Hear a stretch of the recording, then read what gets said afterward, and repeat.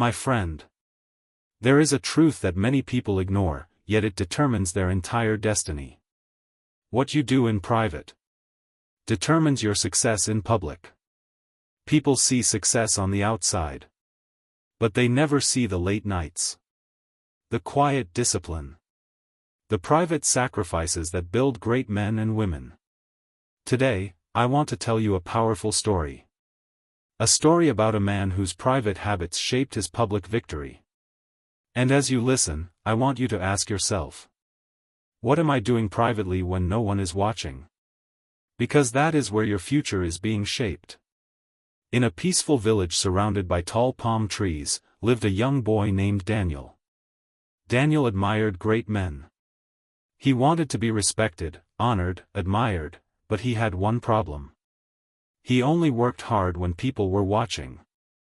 When the villagers were around, Daniel carried himself like a champion. He acted serious, he acted disciplined.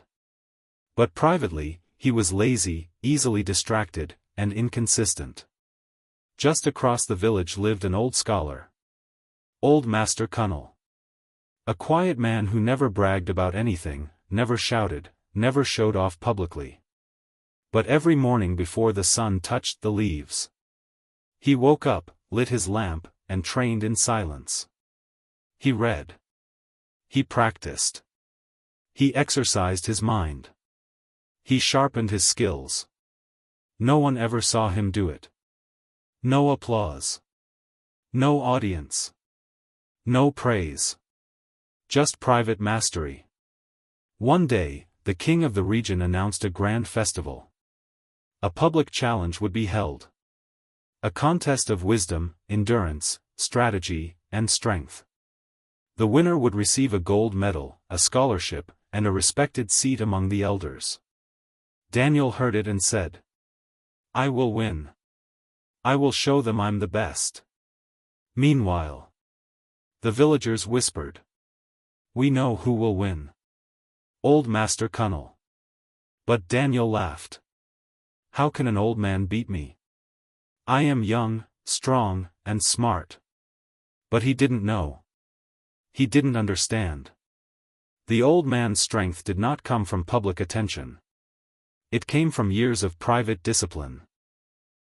Daniel began training, but only in public. When people passed by, he trained hard. When the elders were watching, he pushed himself. When the girls were looking, he performed like a champion. But at night, when nobody was watching, he slept early. He played around. He wasted time. Meanwhile, old Master Kunle trained quietly in the bush path behind his hut. Nobody saw. But every night, he sharpened his mind and strengthened his body. He practiced solving complex puzzles. He rehearsed strategies. He meditated for clarity. He trained his endurance. He perfected his movements. And every day he whispered to himself, "Private discipline creates public success." The competition begins. The day finally arrived. The villagers gathered. The drums beat loudly. The king stood tall on the podium. The competition included 3 rounds. Round 1, the test of endurance. Competitors had to hold a heavy stone while standing in the hot sun. Daniel started strong. He looked fearless. He smiled at the crowd. But after a few minutes, his arms started shaking. He couldn't endure the pain. Why? Because he had never trained privately to carry weight when no one was watching. Meanwhile, old Master Kunle closed his eyes. Calm. Peaceful. Still. He had practiced holding heavier stones alone in his compound, every single morning. He won the first round. Round 2, the test of strategy. The contestants faced a complex puzzle board. The challenge was to arrange symbols in the correct order. Daniel panicked. He had never practiced deep thinking privately. He always relied on his charm, not his discipline. Master Kunle solved the puzzle calmly. He had done similar exercises privately for years. He won the second round. Round 3, the test of wisdom. The final challenge. Each contestant was given a moral dilemma and asked to give the wisest response. Daniel froze. He had not built his mind in private. He had not developed depth. But Master Kunle spoke with clarity, wisdom, and confidence that shook the entire. When he finished, the villagers stood and applauded.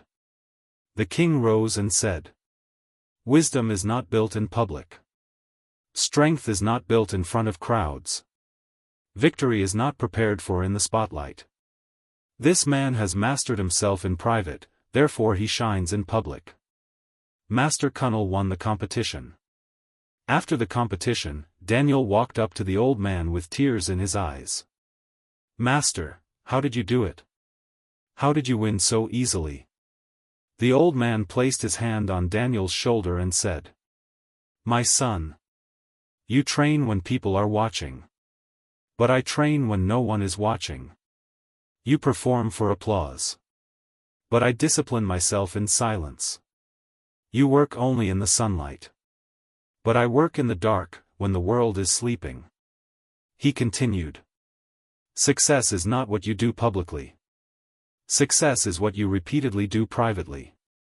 Your private habits become your public results." Daniel finally understood. He had the talent. He had the strength. But he lacked private discipline. Now, my friend, let me speak to you watching this. You want to succeed publicly. You want to shine. You want to be recognized. You want breakthrough. But let me ask you, what are you doing when nobody is watching? Are you practicing your skills? Are you learning something new daily? Are you working on your goals at night? Are you reading, improving, growing? Are you consistent even when there is no applause? Because your private life is the foundation of your public success. A singer becomes great on the stage. But the true greatness is built in the private rehearsal room. A trader becomes successful publicly. But the real mastery is developed in private backtesting and emotional discipline. A businessman becomes respected publicly. But the empire is built in private planning and silent sacrifices. A student becomes celebrated publicly.